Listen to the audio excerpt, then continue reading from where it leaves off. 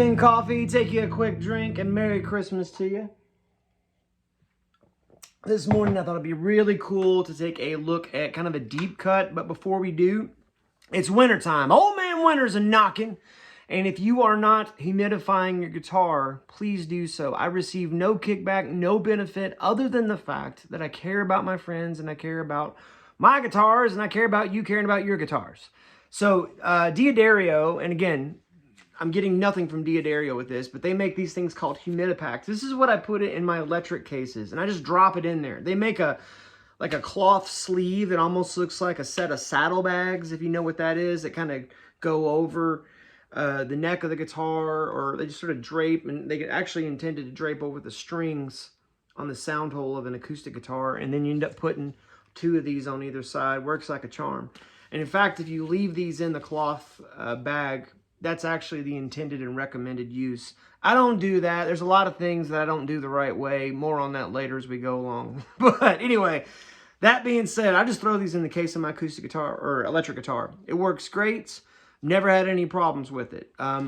When the humidity goo or whatever's in there is all gone, it'll get all, you know, kind of hard and yucky on you. You throw it away and you move on with your life. Here's another one. This is what I use in my acoustic guitar. This is literally a sponge. You wet it, shove it in the thing, the little plastic receptacle. They want you to put it in between the strings of your guitar. I don't know, it just bothers me. And so I kind of just set it off to the side in the sound hole like this and just, you know, keep the guitar upright. Works like a charm. I think I paid 15 bucks for this. I mean, look, if we're honest with one another, there's been some point in our life, maybe not all of you watching, but enough of us where I can say you've probably spent $10 to $12 on a fancy pants cup of coffee. I'm looking at me. That's fine. Look, life's short. Have a good cup of coffee.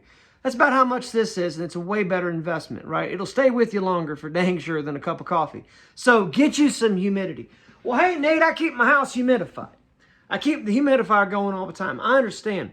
I've been doing music retail for a long time, and I'm going to tell you, old man winter, it can be pretty sneaky, okay? And all it takes is one instance for your guitar to fall below, you know, that 30%, get down to 20% humidity. You want to be in that sweet spot between 40 and 50, okay? 40% to 50%. If your guitar falls below that, yes, electric guitars are more resilient than acoustics, but in both cases, acoustic or electric, you can have some damage to it. Is it irreparable? No. It can be fixed. It's wood.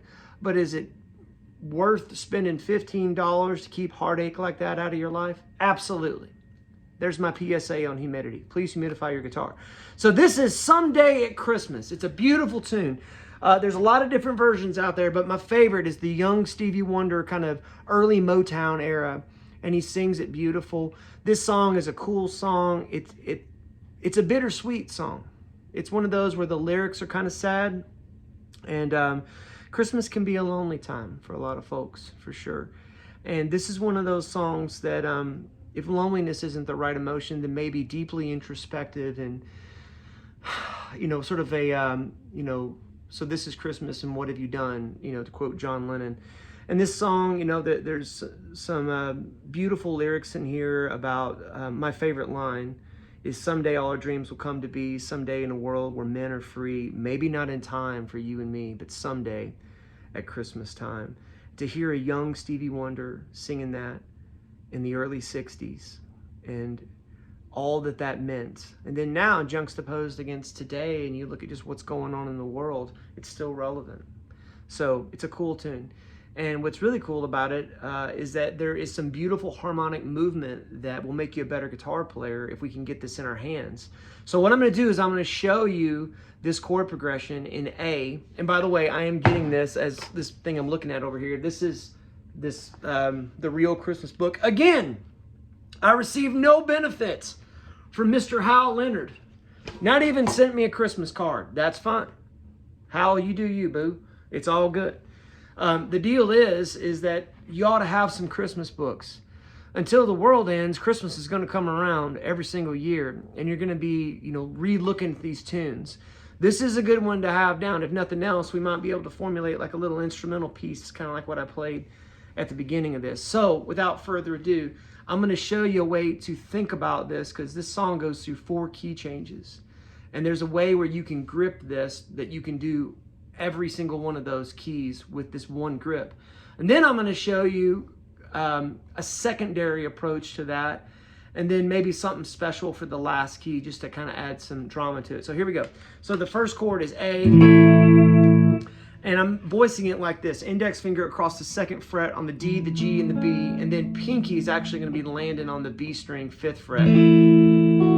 And to play the melody, you kind of need that F sharp that's on the 2nd fret, and as we move up, you'll need that 2nd fret. So go ahead and let that come out. Ends up making it an A6, right? But for the most part, you're going to just play the strings in the middle when you're not trying to address the vocal melody. So from the A all the way to the B. So that's the first chord. That is the A. The second chord is this E over G sharp, and this is where it gets really cool. So you're going to leave your pinky right where it's at on the 5th fret of the B. Your ring is going to come on the 4th fret of the G. Index is going to be on the 2nd fret of the D. Now, middle finger, 4th fret of the low E. So what you've got here is you've got an E power chord, if you're just looking at these guys. And then the thing that actually makes it major or minor happens with your middle finger on the low E. And so that is the E over G sharp, right? This is playing an E, this is playing a B, and this is playing an E. In fact, if I take my ring finger off, it's just an octave, sort of a la Wes Montgomery, right? Then the next chord is E minor over G. All you're going to do is just move your middle finger down to the 3rd fret. And that's all she wrote, folks. Okay? So, there's that A chord. I've got the 5th up here. And literally, you could think about it as like I'm just leaving this guy here, and then on the 4th fret of the low E and on the 4th fret of the G, these guys are coming down right here, and then middle finger's going down to the 3rd fret. Now, if I could, I would move this whole sheboing back here, but I'd run out of guitar, right? So, what I'm going to do is, I'm going to voice this as though I am doing this back here. Why? I don't know, muscle memory probably, right? The other side of it is that, let me think about it.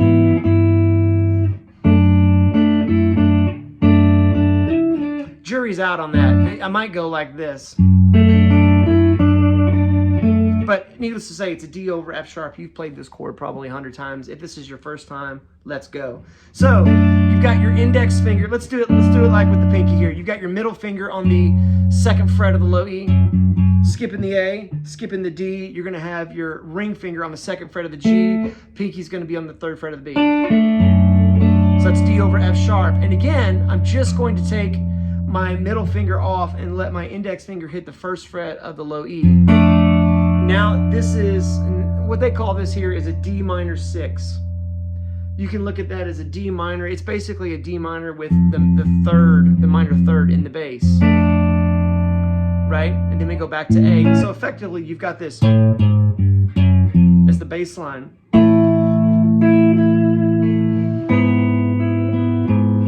Right?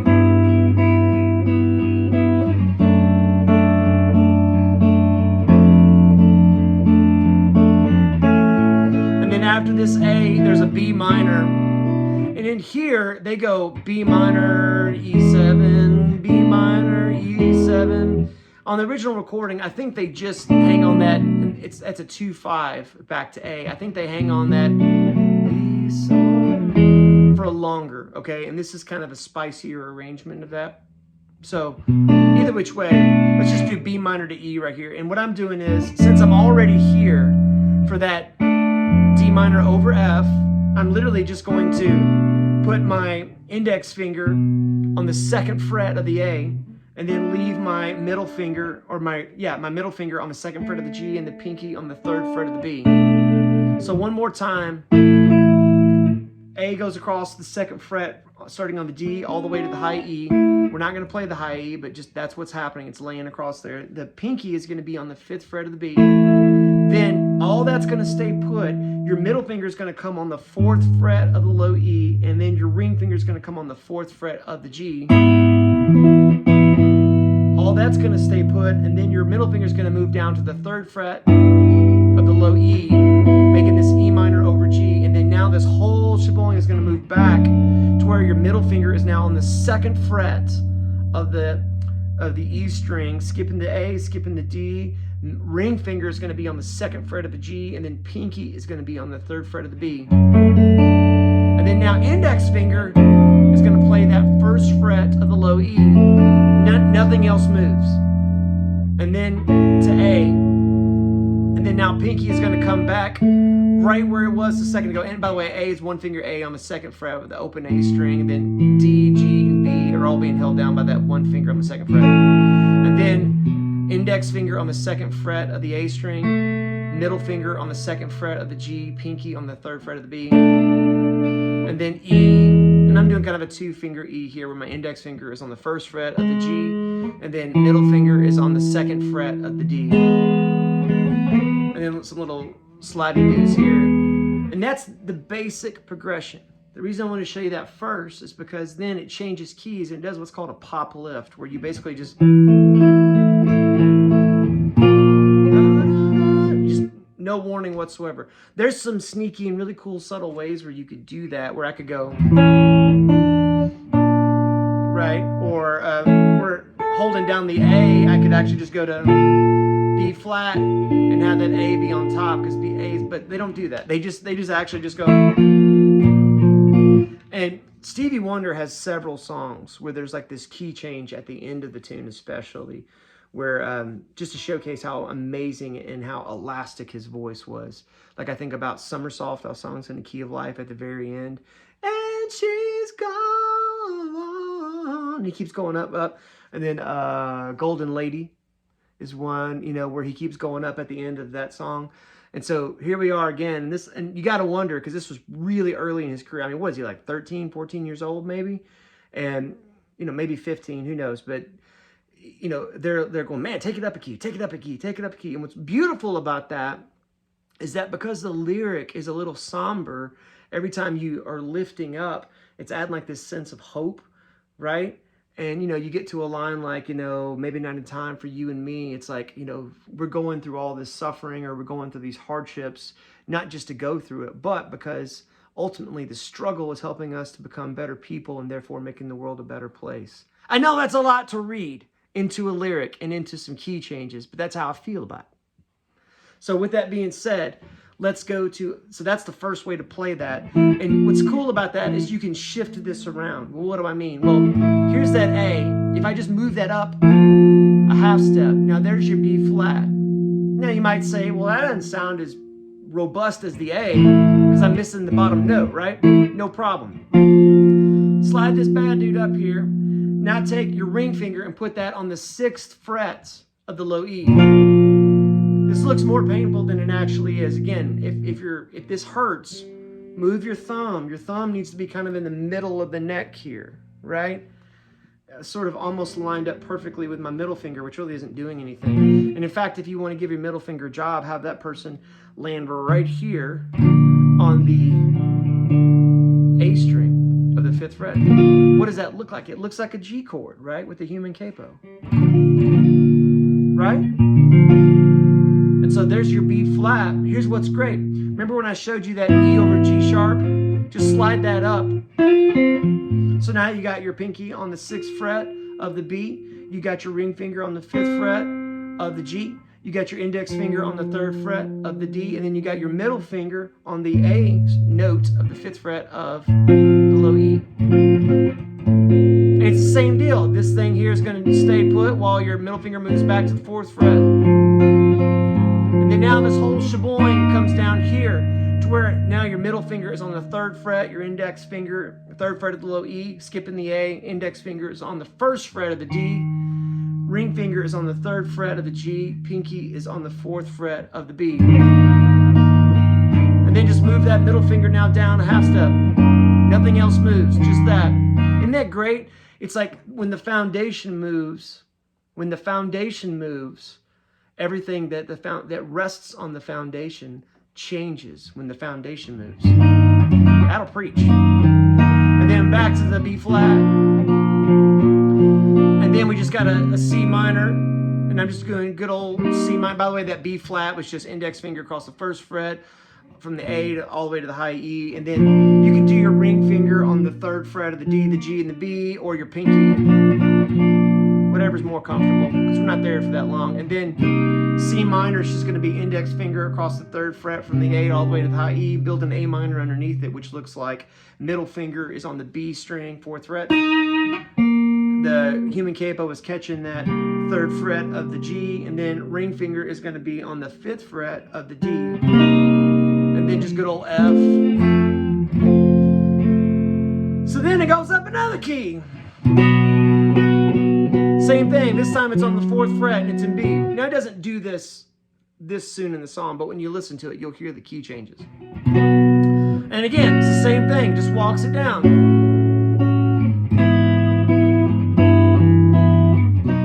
Right? And then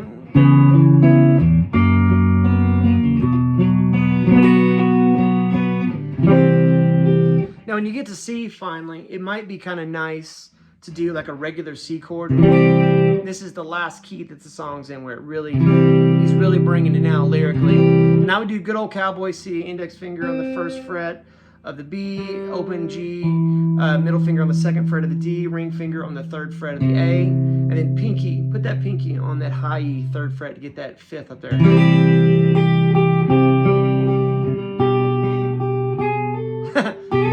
There it is. So pinky up here on the 3rd fret, that G note, right? And then G over B, you know, like we're doing landslide or something like that. Index finger on the 2nd fret of the A, open D, open G, and then ring on the 3rd fret of the B, pinky on the 3rd fret of the high E. Now, just leave everything and then drop that index finger to the 1st fret on that B flat, making it G minor over B flat. And then F over A, good old F, first F you ever learned, index finger on the 1st fret of the high E and the B. I know I'm going fast. If you need this written down, email me, natewhite@palenmusic.com, natewhite@palenmusic.com, and I'll send you a chord chart of this. And then you got your F, middle finger is on the G of the 2nd fret, ring is on the 3rd fret of the D over A. Now here you got to make decisions, because this is kind of to me, where my ear wants to hear it, just because we've been doing this for so long, right? And I would probably do it this way if I was playing it live. Maybe even a little 1, 3, 4 on the low E. And so when I walk up here, I've got my index finger on the 4th fret of the low E.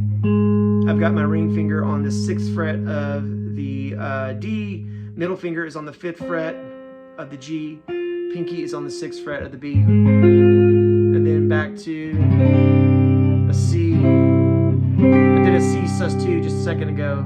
And then D minor, then G. And then they go to this E minor 7, and then A7, and then D minor 7, and then a little G, sus4, G, back to C. Pretty cool, right? It's a beautiful chord progression. Here's one more way to think about it. Let's go back to A.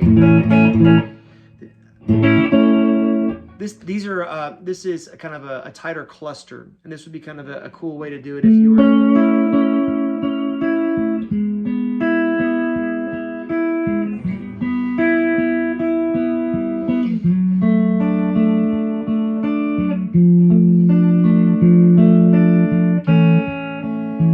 So what do I got here? I got index finger on the 5th fret of the B. I've got middle finger on the 6th fret of the G.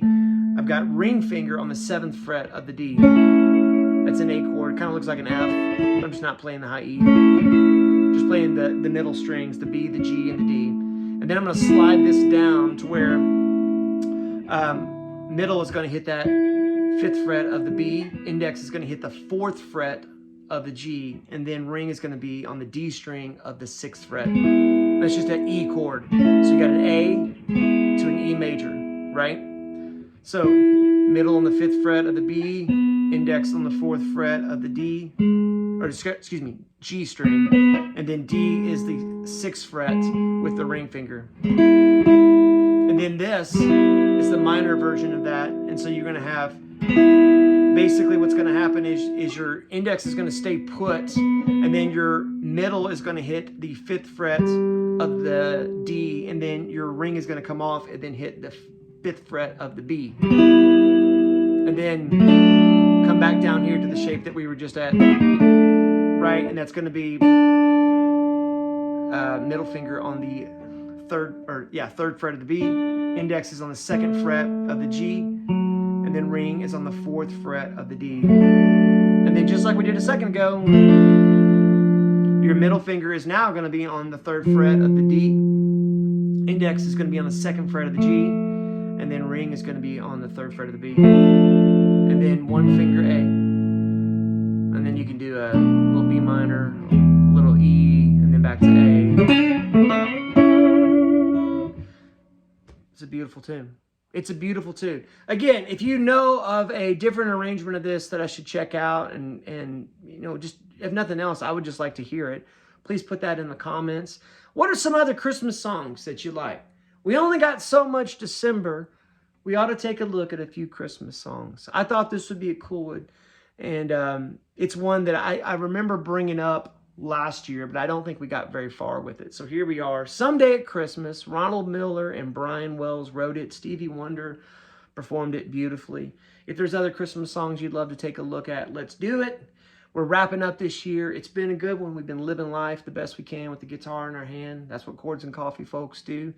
I sure do appreciate you being the most encouraging group of guitar players out there. It means a lot to me that you take your Saturday morning and you jump on the live chat. I really appreciate you hitting that subscribe button. That actually, it really helps us as far as getting this message out to the world, believe it or not. And then just sharing these videos. If you like it, if it speaks to you, if it encourages you, if you learn something from it, share it. Please do. I appreciate y'all. I really do so much. If you have questions for me or suggestions, again, shoot me an email, Nate White, Natewhite, @Palen Music. That's Palen music.com. We do this every Saturday morning at 9 a.m. We'll see you next Saturday. Chords and Coffee.